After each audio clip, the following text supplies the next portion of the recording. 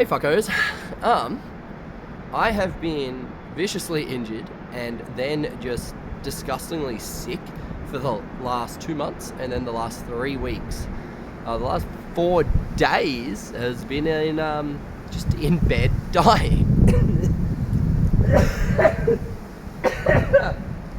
So, sorry I've been a bit fucking quiet and not posting anything. I've had a lot of stressful things going on and it has destroyed my immune system and I've just been violently sick. I want to try and most of the next few videos that you're going to see are going to be all recorded on the same day. My goal is to do a bunch of LARP fighting videos because I actually really care about LARP fighting and I really care about it as something that my friends do. Like, I go to Bickerleen every year and I go fight and be a dickhead, but like, being good at foam whack bats is not a point of self-actualization anymore. But this does mean that I've got a bunch of topics that I actually care about. The first one's going to be what we're doing with our feet. A lot of this is going to be most likely counter to or against what you may have learnt at some point from someone else. This is fine. I'm not going to sit here and give qualifications. It's fine. You can look at my other videos or you can just give it a crack, see what happens. The first thing is what to focus on with feet and how doing that teaches you distance for free. So, and my next topics, yeah, cool. Firstly, it's just starting with what we're doing with our feet and how that interfaces with everything going up. Footwork is very important and we talk about it in plenty of sports. In lots of sports, footwork is important. The way that your feet interface with the ground is important in all sports, from darts to fucking football to cricket to basketball to fencing to sword fighting to wrestling to even how your feet interface with the other person in the ground in BJJ. Like, all these things, how your feet interface is important. The first thing I want you to really care about is, without going into the science of it, I think I do go into the science of it in a video that I will be posting soon, that is a seminar from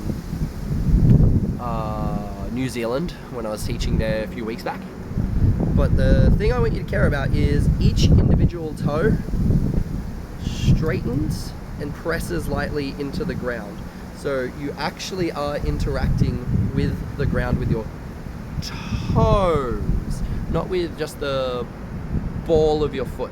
Your toes are not like little lumps of meat that are irrelevant. They actually have an important nervous system connection that affects how all the musculature up the chain all the way to your back actually fires off each other. And there's a heap of information and a heap of stability gained from actually having the toes involved, and also how your nervous system will fire your musculature.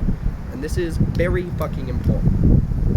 So you want to be digging your toes in, even if it feels like it's giving more friction with the ground. I'm just going to come back over here. When you turn your foot, if you turn on the ball of your foot, it'll actually feel quite fast. But if you turn with your toes digging in, it'll feel kind of slow. This is okay because it will actually turn as you give the impetus to begin. The turn of your foot will actually occur as you give the impetus when your toes dig in. There will be a hiccup and a slight moment for everything going online when it's just your ball of your foot or your heels. So because this is going to be weapon agnostic and style agnostic, it's just very broad general advice of things that I've collated from just so many fencing books oh my God. I don't want you to think of it as a style or a stylistic idea to keep the heels connected with the ground, but you also don't need to be lifting your heels. You're gonna dig your toes in, let your ball of the foot interface with the ground, and then if your heel comes off the ground to some capacity for free by accident, this is based in core. It's very easy to look at this and go, oh, the heels are off the ground, that's my priority. And then you'll balance on the ball of your foot, your toes will be like not interfacing, and then your heel will be off the ground, and everything won't work as well, even though you'll have some nice bounce and movement. But if you dig the toes in, you can have the heels come off the ground for free, but that was never the goal. And you're gonna see this as a recurring theme. This idea of do it accidentally, wink, wink.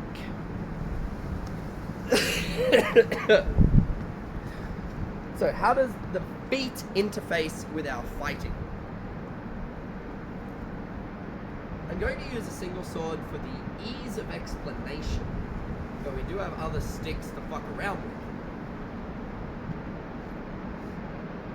Where our feet point is where our strength is, and where we can brace against for free. This is all about getting very easy, very comfortable, very free resistances, and very free interactions. The idea of being strong or bracing or like having effort to it is constantly getting shedded. This is important. So without talking about the other mechanics yet, David goes to hit me in the arm. Boom. I am going to keep my feet kind of just in front of me, pointed this direction over here. David is going to hit me in the arm. I'm going to go to parry it. Cool. Well, I go to parry it. Cool. Sometimes, especially at this distance, it just hits. Fuck! Who would have thought? And then I'm going to move only my arm, and he's going to continue play. Yeah, right? If we're playing a game where head strikes are in, just hit my head, and if we're not, hit other targets. Yeah, right? My arm can get dragged around, and my arm can get tired, and maybe I can get good at doing this, but there are carry-on effects that are unhelpful later down the track. You stall out working at that.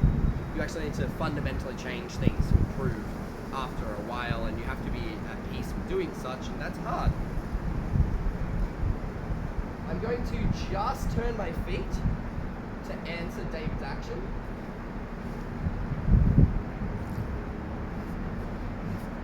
Oh, yeah, it's in the lane. That's fine, right? I'm not doing much else, eh?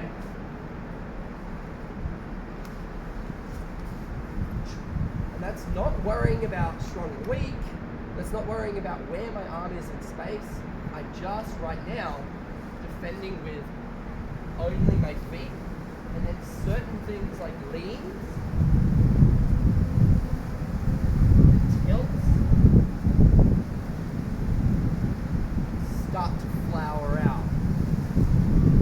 So our stance, there is no stance per se.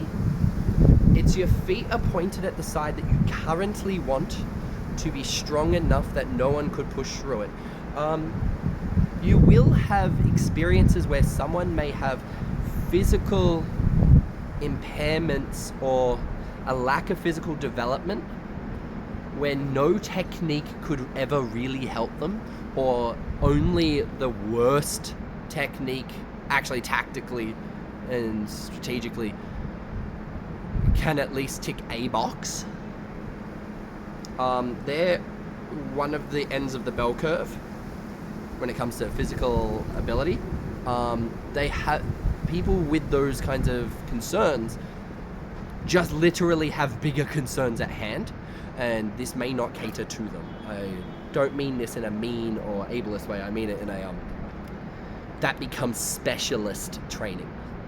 And they should see a specialist in physical movement and training first so that they can reach certain bell curves to make a lot of this work. Now, the stances are like, it's not a low stance. We're not squatting at each other. We're not taking a karate stance. We're not taking something that you've probably learned somewhere else. We're not doing a middle weighted, like, balls to the feet. You're going to be on the balls of your feet and feet shoulder width apart. And then you're going to put one back. No, we're actually thinking about it a bit more. There's going to be an honesty of which leg has all your weight, and intentionally trying to have one of them have all your weight at a time. So right now you can probably perceive it if I just do the middle weighted thing here. I put all my weight to my left foot, and now my right foot can fucking do things. Wild concept. I put all my weight to my right foot, and now my left foot can move around and do things. Wild concept. If you need to readjust your weight to move your leg, things will go wrong.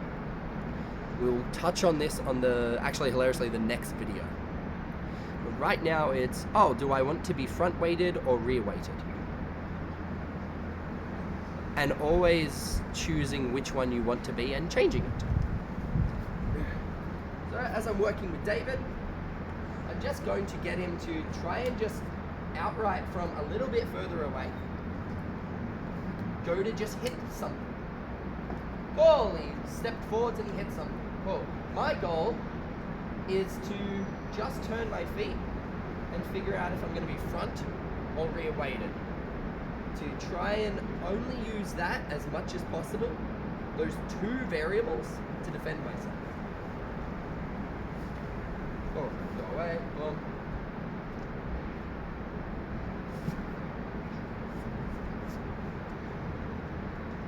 Toes in.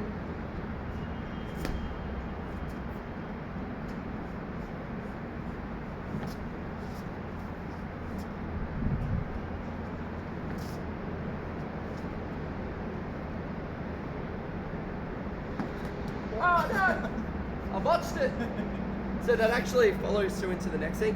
For practicing this drill initially, don't faint. Don't get the person to like faint or trick you out. That's where things will have to develop. As you can see, like I can't just deal with a long multi-action attack with a single action.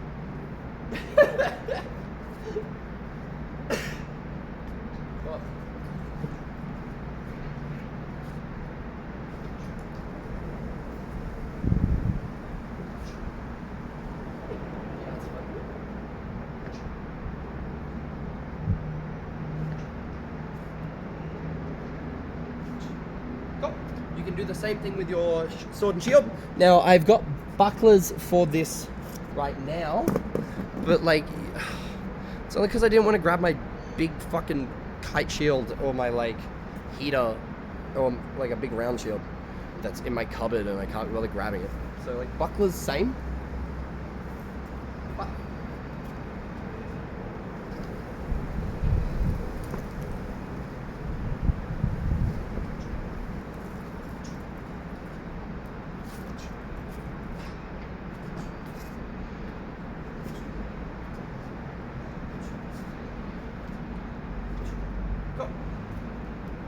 Really trying so hard to like the rotation of my foot matches where the weapon is coming from in that tempo in that moment. Now how does this teach you distance for free? Well, when you start attacking, this is where it gets funny. If you are pressing your feet into the ground, especially your heels, you need to unpress the heel out of the ground to then begin an attack. This can also mean that you start to have this intrinsic feeling that your heel should be on the ground to be braced so that you can strongly attack things. This adds an entire hurdle to all your attacks. So if I'm fencing with David and I have my heel dug into the ground, I want to hit him in the forearm, right? At this distance, there's some literature that says I should always win. I need to lift my foot up, and because I think and believe incorrectly that I need my foot back on the ground, I need to be able to go boom, boom. Watch as he will most likely, I'm going to do this as fast as possible. And watch how he reacts. Oh, I just fucking skimmed you because the guard sucks. Yeah.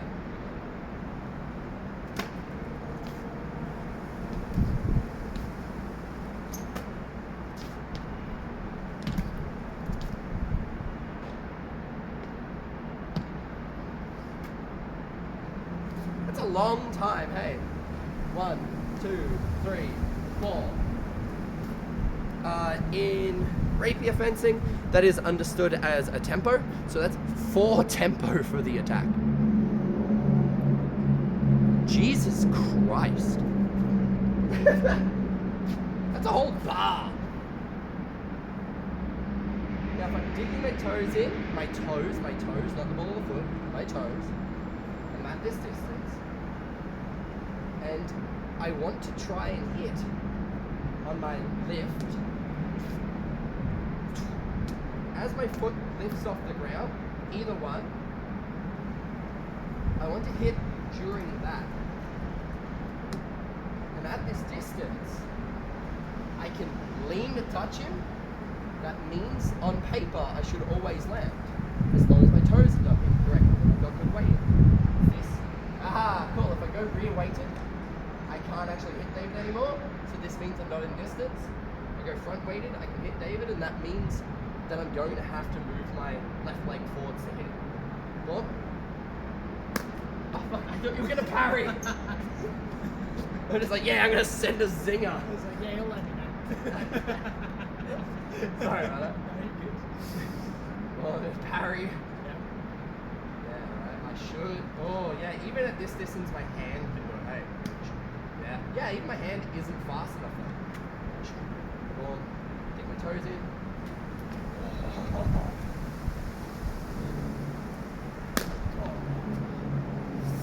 It had the good clap too because it was like the side. Well, I can. Yeah, right. It's like almost emotionally defeating because you're so used to being able to be at this distance against people who can't move. Oh, yep. You watched it.